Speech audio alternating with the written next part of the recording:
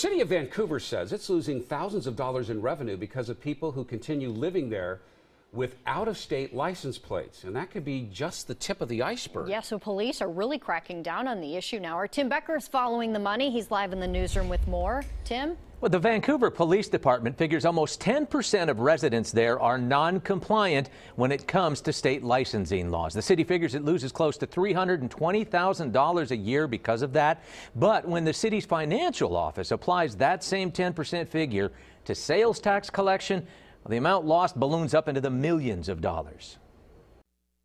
Initially, the project came about with the tab fees and the $20 or $40 tab fees that the city's losing specifically. The project, crime analyst J.C. Elliott is telling me about, is the city's first ever attempt to measure the prevalence of out-of-state vehicles among residents. The study counted more than 17,000 cars in 15 residential neighborhoods and found close to 1,700, or 9.7%, had out-of-state plates. The initial project came about by anecdotal reports of residents feeling that there were a lot of folks that were evading their taxes and failing to register their vehicles in the state of Washington. That anecdotal information appeared to be very real when we drove through a neighborhood listed in the study.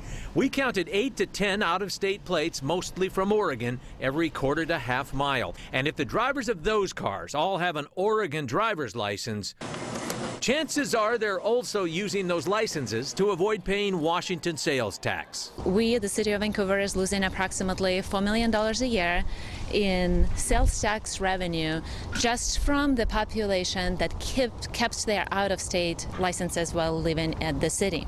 That's why the city is cracking down on the lawbreakers, asking people to report their non-compliant neighbors and placing these flyers on vehicles that appear to be illegal. For now, it's going to be voluntary compliance, and we'll revisit our enforcement options as this continues to unfold and see where we are. You have just 30 days to change your vehicle registration when moving to Washington State, or you face a $529 fine. So right now, guys, police just kind of using a kinder, gentler approach with those flyers. We'll be sure to follow up, though, and let you know if it really works. Yeah, and then they may have to start really cracking down. Tim,